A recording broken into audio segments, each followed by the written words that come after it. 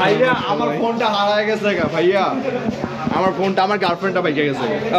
কষ্ট কষ্টগুলো শেয়ার করো ভাইয়া। ট্রেনটা তো স্লো কেন? হ্যাঁ আমি তো জানি। ভাই আমি ট্রেনে উড়ে উড়ে আসতে চেয়েছিলাম কিন্তু আসতে পারি না। হ্যালো আসসালামু আলাইকুম everyone, welcome to our new blog video. তো আজকে অনেক দিন পর ব্লগে ফিরলাম, কাজের চাপের কারণে বিভিন্ন ট্যুর দেওয়া হয় না। তো আজকে অনেক দিন পর আমরা ফ্রেন্ড সার্কেলরা যাচ্ছি সিলেটের উদ্দেশ্যে।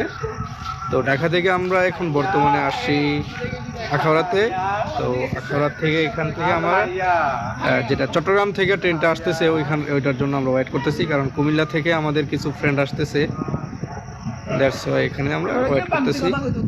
তো এখানে আছে আমার 3 হারামি ফ্রেন্ড।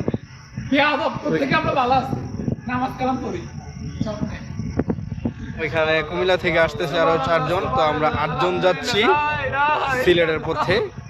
তো এখন বাজতেছে রাত 1:20।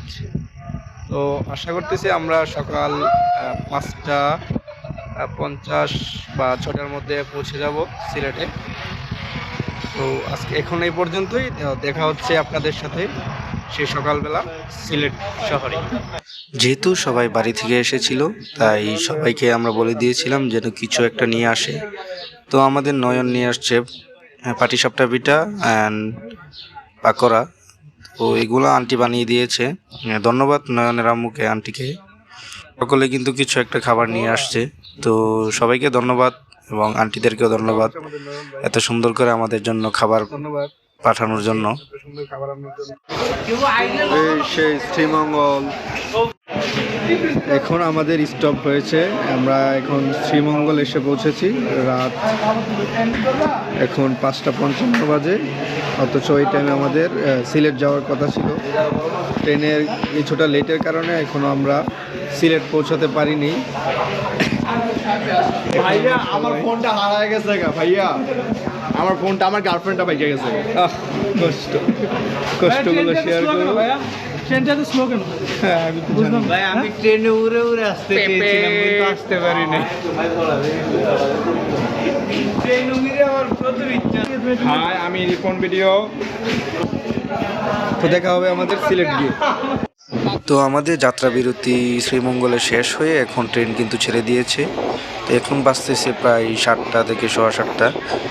এই সময়টাই এখন আমরা শ্রীমঙ্গলের যে চা বাগানগুলো আছে এগুলো আমরা ট্রেন থেকে উপভোগ করতেছি। খুব সুন্দর সুন্দর অনেক বড় বড় চা বাগান দেখতে পারতেছি। তো বৃষ্টির কারণে আবহাওয়া অনেক ঠান্ডা ছিল, এদিকে অনেক বৃষ্টি হয়েছে।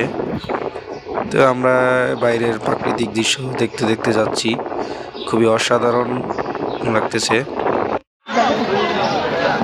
এখন বাজতেছে সকাল 9:04, মাত্র আমরা সিলেটে এসে পৌঁছালাম। অনেক লেট হয়ে গিয়েছে ট্রেন আজকের। সিলেট প্ল্যাটফর্ম।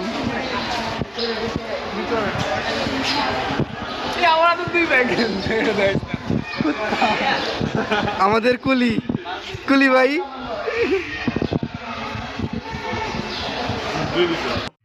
যেহেতু আমরা অনেকগুলো স্পট ঘুরবো, তার জন্য আমরা আগে থেকেই ঢাকা থেকে লেগুনা ভাড়া করে রেখেছিলাম।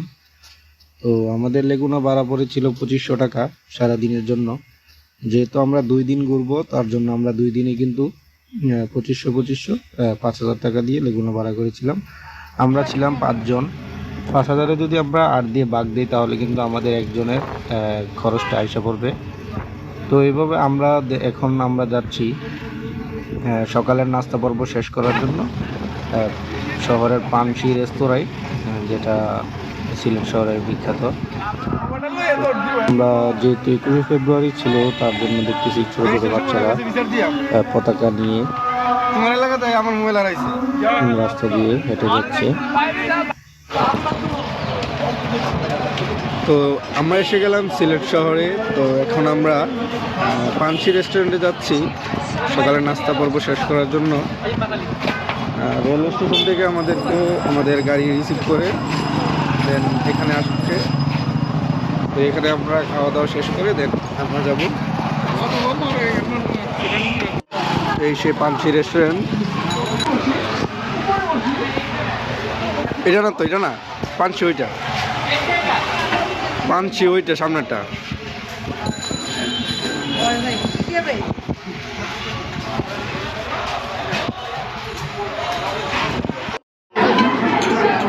রিভিউ খুবই খারাপ, খুব আখনি। কোয়ান্টিটি খুবই কম।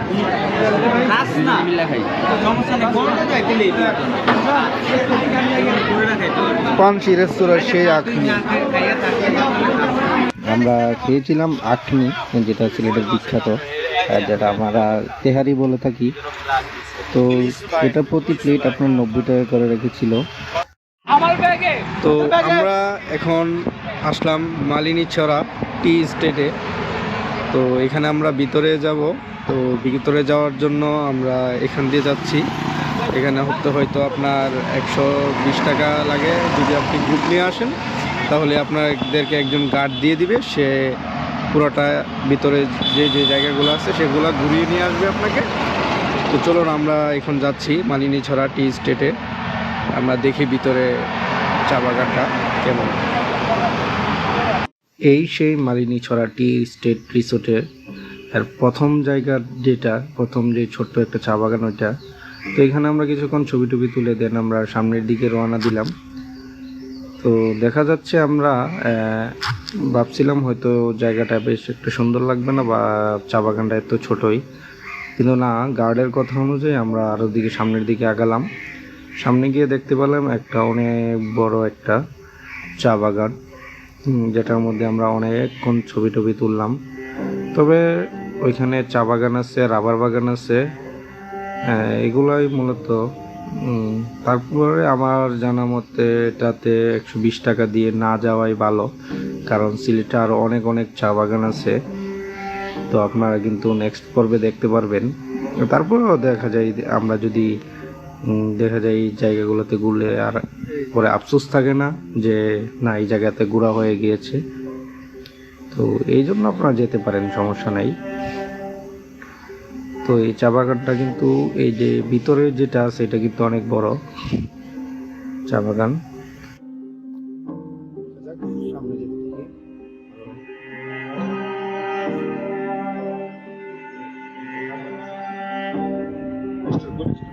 এখন আমাদের ছবি তোলার কার্যক্রম চলছে, এক একজনের পরে এক একজন ছবি তুলতেছে।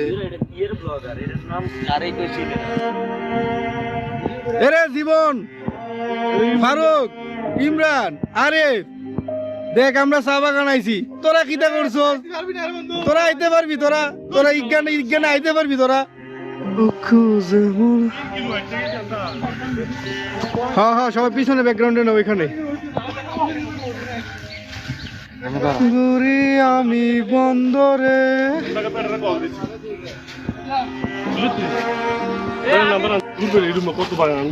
এই সেই রাবার বাগান।